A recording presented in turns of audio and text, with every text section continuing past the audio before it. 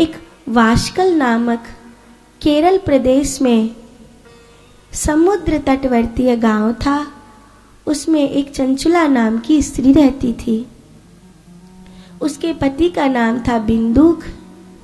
बिंदुक वैश्याभोगी था। अपना सब धन जुए में हार जाता था। चंचुला बड़ी दुखी रहती थी और चंचुला उस दुख में दो तरह के लोग होते हैं। एक अपने दुख को भगवान में चढ़ा देते हैं और एक ये सोचते हैं कि मैं दुखी हूँ, ये पाप करने वाला तो सुखी है, तो मैं भी पाप करूँगी, मैं भी सुखी हो जाऊं। एक आदमी है जो कहता है कि मैं भगवान में चला जाऊंगा। एक आदमी कहता है ऐ भक्त सब दुखी है, अच्छे लोग सब दुखी हैं और पापी सुखी है, अपन भी पाप करेंगे। चंचुला वो दूसरे वाले में से बन गई। पहले वो अच्छी थी, फिर उसने देखा अगर मेरा पति किन्हीं किन्हीं स्त्रियों का संग कर सकता है तो मैं किन्हीं किन्हीं पुरुषों का संग नहीं कर सकती। तो एक जार पुरुष जो उसे प्रेम करता था वो उसका संग करने लग गई। एक बार उसकी आंखों से शर्म का पानी गिरा, फिर तो वो उसी जिंदगी में रहने लगी जिसमें बिंदुक रहता था। तो एक दिन बिंदुक ने चंचुला को मारा। तो चंचुला बोली, तुम मुझे क्यों मार रहे हो? तुम यही करो तो कुछ नहीं, मैं करूं तो पाप, मैं करूं तो दोष। तो बिंदुक बोला, मैं पुरुष हूं, अगर मैं किसी स्त्री को भोगने जाता हूं तो उस वेश्या को धन देता हूं। तुझे कोई पुरुष भोगने आता है तो तुझे धन मिलता है क्या? तुझे क्या मिलता है? तो चंचुला बोली, मुझे धन लेना चाहिए। हाँ, तुझे धन लेना चाहिए।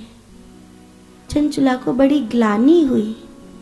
उसने कहा, आज के बाद मैं कभी भी किसी जार पुरुष का संग नहीं करूंगी। तू कितना दुष्ट है। मैंने सोचा था तेरी जैसी जिंदगी मैं जीऊंगी तो तू सुधर जाएगा, ऐसी जिंदगी को छोड़ देगा, तुझे पाप का आभास होगा, पर तू तो मुझे और पाप करने के लिए कह रहा है। तो चंचुला रोने लगी और मरने के लिए जाने लगी।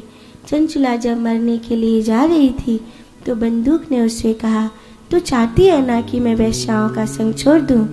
तो तू एक काम कर, तुझे प्रेम करने वाला वह जार पुरुष बहुत धनी है ना, तो उससे एक बार में इतना धन ले ले कि मैं किसी दूसरे गांव में जाकर व्यापार कर सकूं। फिर मैं इस गांव को और इस जीवन को छोड़ दूंगा। चंचुला ने बिंदुक की बात पर भरोसा कर लिया और अपना तन बेचने के बदले में चंचुला ने उस जार पुरुष से बहुत सा धन लिया। धन बिंदुक को दे दिया कि अब हम दूसरे गांव में सुखपूर्वक जीवन जिएंगे। बिंदुक बोला, गांव के कुछ लोगों का कर्जा है, वो चुका कर आता हूँ, फिर हम दोनों साथ चलेंगे। चंचुला सामान बांध रही थी, तभी खबर आई कि बिंदुक उस धन को लेकर वेश्याओं के घर गया।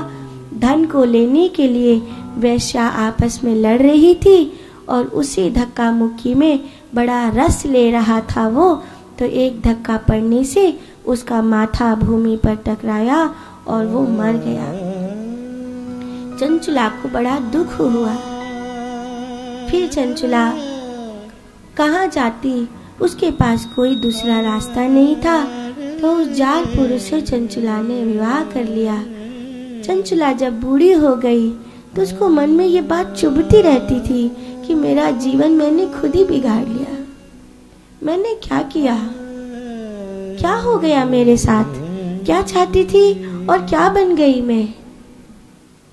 एक बार गांव से एक टोली निकली। वो लोग गोकर्ण तीर्थ, हरिद्वार और ऋषिकेश के मध्य वहां गंगा स्नान के लिए आए। तो चंचुला ने कहा, मुझे भी ले चलो। 2 गोकर्ण तीर्थ, एक दक्षिण भारत में और एक उत्तर भारत में। चंचुला कहती है, मुझको भी ले चलो। चंचुला बूढ़ी है, ठीक है तू भी चल। उस भीड़ में चंचुला भी आ गई।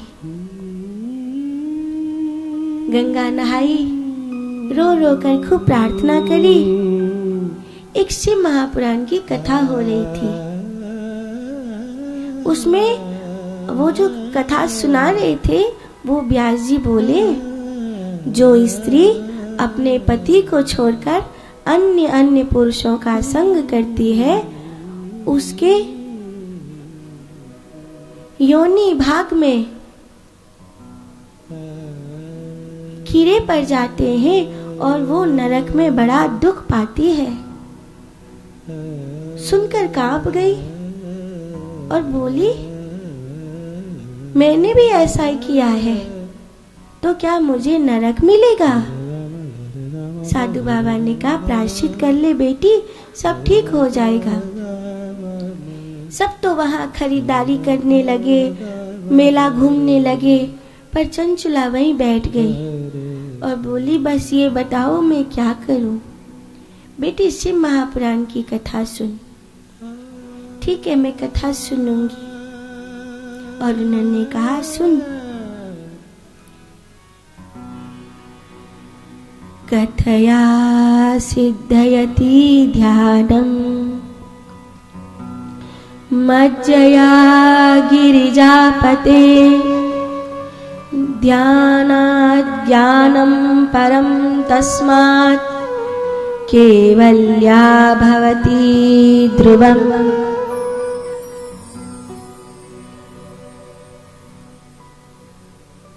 कथया सिद्धयति ध्यानम्, उन्होंने कहा ध्यान कर। फिर उसके बाद मज्जया गिरजापते, किसका ध्यान करेगी? गिरजापति भगवान महादेव का ध्यान कर, माता रानी का ध्यान कर। फिर ध्यानात् ज्ञानम परम तस्मात्, तुझे ध्यान से ज्ञान प्राप्त होगा और उस ज्ञान से केवल्या भवति ध्रुवम, तुझे केवल्य प्राप्त हो जाएगा और तू मुक्त हो जाएगी। चंचुला ने 5 बार अपने गांव में शिव महापुराण की कथा सुनवाई। उसके पास धन बहुत था। मैं पापन हूँ, गांव के किसी किसी व्यक्ति को जजमान बना देती थी और खुद शिव पार्वती जी की मिट्टी की मूर्ति लेकर बैठ जाती थी। गैया के गोबर से चौका लगाना, सेवा करना सब करती थी। मैं तो पापन हूँ, पूजा किसी और से कराती थी। ऐसा 5 बार उसने पूरे गांव को शिव महापुराण की कथा सुनवाई। फिर एक दिन वो ध्यान में बैठी थी। ऐसे ही बैठे बैठे उसका शरीर पूरा हो गया और जब उसकी आंखें खुली तब वो कैलाश में थी। उसने देखा महादेव मेरे सामने है, मैया पार्वती मेरे सामने है, गणेश कार्तिक रुद्रगण। रोने लग गई। मैं पापन, मुझ पापन को, मुझ अभागन को शिव के दर्शन हो गए। तब माता पार्वती ने कहा, आज से तू यहीं रहेगी मेरी बेटी बनकर। और जब माँ ने कहा तू मेरी बेटी बनकर यहीं रहेगी, चंचुला तो गदगद हो गई। मुझे माँ मिल गई। मेरे माँ नहीं थी ना, इसीलिए मैंने पाप के रास्ते पर पांव रख दिया। मुझे माँ मिल गई। चंचुला बहुत बहुत राजी हुई। मुझे माँ मिल गई। अब तो मैं माँ के पास रहूंगी। सच्चे दरबार की माँ मिल गई मुझे और चंचुला राजी हो गई। एक दिन चंचुला चुपचाप बैठी थी तो माँ ने कहा, क्या बात है बेटी, क्या सोच रही है? तो चंचुला बोली, माँ मेरा एक पति था, मम भर्ताधुना काशी नैव जानामि तद्गतिम, मत्त पूर्व मता पापी न जाने किम गतिम गता। वो मुझसे पहले मर गया। पता नहीं उसका क्या हुआ, मैं वही सोच रही हूँ। मुझे तो आपने अपने धाम बुला लिया, उसका क्या हुआ होगा? तो माँ बोली, वो वैश्या भोगी महामूढ़ो मृत्यासा नरकम गता, वो तो चांडाल की योनि भोग रहा है, इस समय बिंद पर्वत पर पड़ा है। तो चंचुला रोने लग गई। क्यों रो रही है बेटी? माँ, मुझे तो माँ मिल गई, पर मेरे पति का कल्याण नहीं हुआ। तू तो माँ है ना, सबका कल्याण करती है। तथैव कुरु कल्याणी कृपया दीन वत्सलाहा। महादेवी महेशानी, भर्ता में वृषलीपति, जैसा भी था मेरा पति था, महादेवी उसका कल्याण कर दो। चंचला, तू किस मिट्टी की बनी है रे? तुझे इतना दुख जिसने दिया, तू उसकी मुक्ति की कामना कर रही है। माँ, आपने नारी को बनाया ही ऐसा है। छोटी होती है तो बाप के लिए जीती है, बड़ी हो जाती है तो भाई के लिए जीती है, और बड़ी हो जाती है तो पति के लिए जीती है, और बड़ी हो जाती है तो बालकों के लिए जीती है, अपने लिए कभी नहीं जीती। तूने बनाया ही ऐसा है माँ, मैं क्या करूं? सीखो परमात्मा के लिए जीना। तुम्हें भक्ति बोझ क्यों लगती है जानते हो? भक्ति बोझ नहीं है, पर तुम्हें भक्ति बोझ लगती है। अरे हम पे तो टाइम नहीं है गुरु मंत्र करने का, इसलिए हमने गुरु नहीं बनाए हैं। तुम्हें बोझ लगता है, तुम्हें काम लगता है। एक पहाड़ी क्षेत्र में 5-6 बरस की लड़की अपने 1.5-2 बरस के भाई को लेकर पहाड़ पर ऊपर चढ़ रही थी। तो एक साधु बाबा ने कहा, ये इतना भारी है, इसे उतार क्यों नहीं देती है? तुझे कितना बोझ पड़ रहा होगा। तो चिल्लाकर बोली, चुप रहो, ये बोझ नहीं है, ये मेरा भाई है। ये बोझ नहीं है, ये मेरा भाई है। साधु बाबा ने कहा, जितना वजन तू ढो रही है उतना ही मैं ढो रहा हूं। मेरा बोझ बोझ है, तेरा बोझ बोझ नहीं है।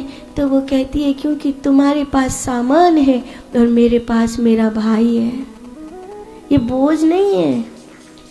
5-6 बरस की लड़की अपने 1.5-2 बरस के भाई को लेकर जाती है, कहती है ये मेरा भाई है, बोझ नहीं है ये। जहां आपका अपनापन होगा वहां आपको बोझ नहीं लगेगा। माता ने कहा, ठीक है, और तुम्बुरु को बुलाया। तुम्बुरु को बुलाकर तुम्बुरु नारद जी की तरह गीत गाते, वीणा बजाते। कहा, जाओ उसको शिव कथा सुनाओ। ये जजमान ऐसे बैठने वाला नहीं था, तो तुम्बुरु ने सबसे पहले संतों को इकट्ठा किया, बिंदु को बांधा। वो प्रेत था ना, उस प्रेत को बांधकर कथा सुनाई। जब वो कथा सुन लिया, प्रेत योनि से मुक्त हो गया, तो उसने प्रणाम किया।